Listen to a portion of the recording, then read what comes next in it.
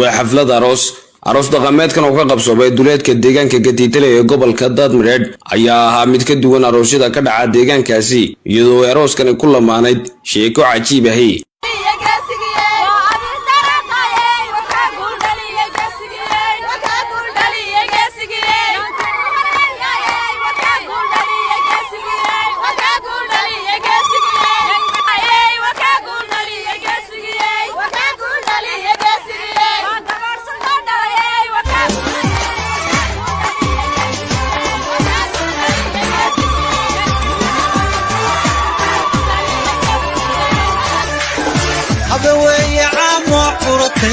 barwaaqadu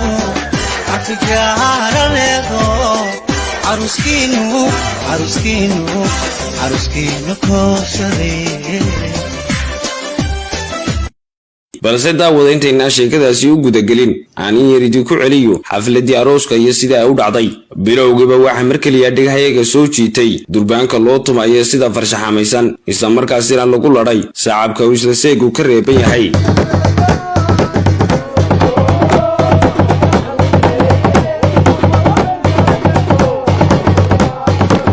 daadihiya aroosku waa kan lagu jecel yahay deegaan ahaan markay noqoto tumista aroosyada waa nin arooska uu tumaa nin kale uu yahay nin ka tegay.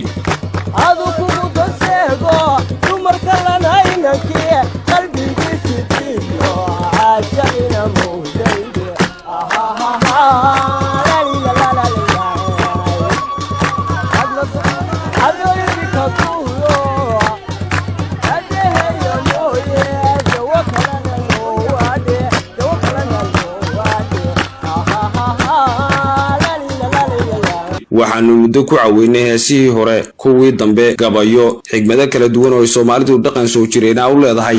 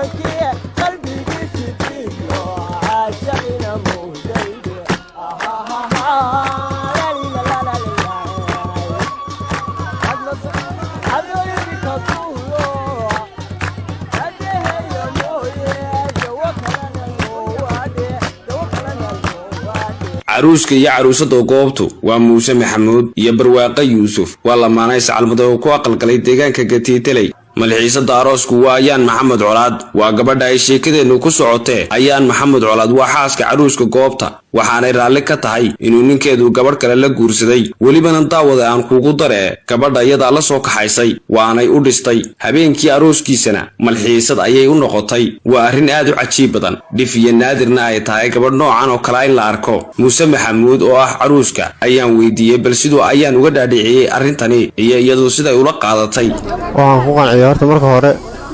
inaan arrinkan aniga galay marka labaad wadaadaas handa u sheegay hore marka xigta waan wada hadashiyay markaan wada hadashiyay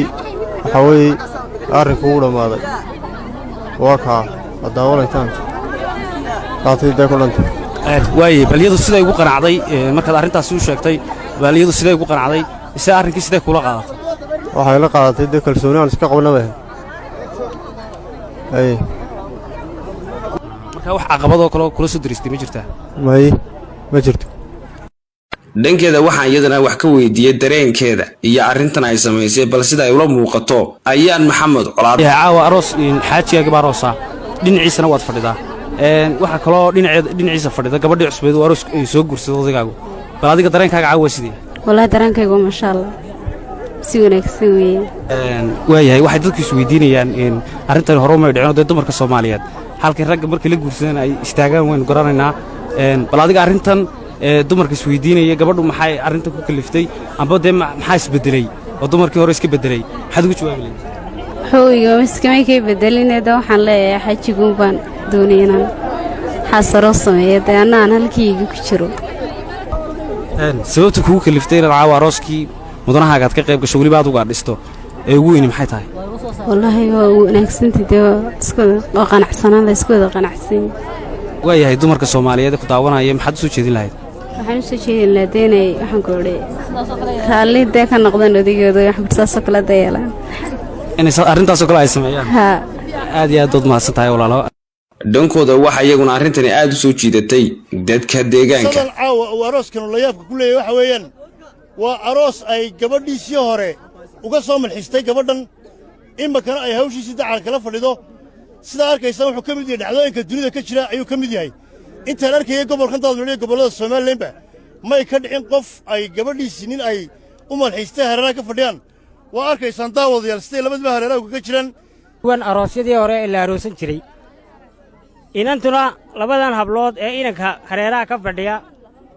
ee labaduba ay marwooyinkiisii yihiinna waa marwooyin cajaa'ib leh waa marwooyin baabiiyey hinaasihii galaabtay dadka meel bay kaga soo warrameen hinaasii way tuureen hablahani waxay sameeyeen xadaarad aad iyo aad u ballaadhan bay sameeyeen Ayaan Maxamed Colaad oo ahayd inanta marwadii hore ee xaaskii weynayda waxa ay samaysay guul ballaadhan oo guusha waxay u soo hoysay weliba ragga dumarka guusha way ka hoysay raggay u hoysay limankii yara baqanaya dubisi yara hayana waxa ay tustay inay la soo kaxayn karaanba dumarkii iska eegaya gabadha kale iska eegayay hadday meel ku wada noolaadaan inay guul tahay ayay samaysay waxa ay samaysay iyadaa uga soo malxistay oo inanka uga soo shaqaysay markii hore markii dambe uu kaxeeyena way raacdo way la gadoontay caawa oo malxiyay arooskii yahayna iyadaa u malxiisada oo hareer fadhida marwadan waa marwe cajaa'ib leh oo ilaashanaysa daryeelka qoyskeeda iyo qoyska labaad ee soo kordhayba waxaanu leedahay dumarka ku dayda si sharaf loogu dayda waa khayrkiin waxaanu joognaa goobtii arooskii la yaabka lahaa ee gobolka daadmadheedh ama meelahan waxaa la sheegi jiray gabiile inuu ka dhacay ama boorama nin labadiisii dumar ahaa la malxiiseen se laakiin tan waxay taasii dheer tahay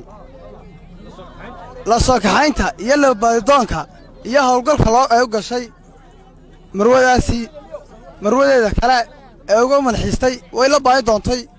way la raadisay way la soo kaxaysay qisadan halkan ka dhacday arooskan ninkan labada hablood ee midna hore u qabay midna iminka ay la soo kaxaysay mid qisadan beledkan aad uga cajabisay bay noqotay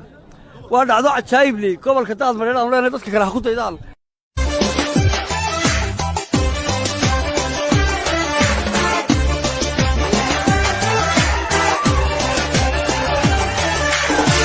وي عامو قرطي برواقه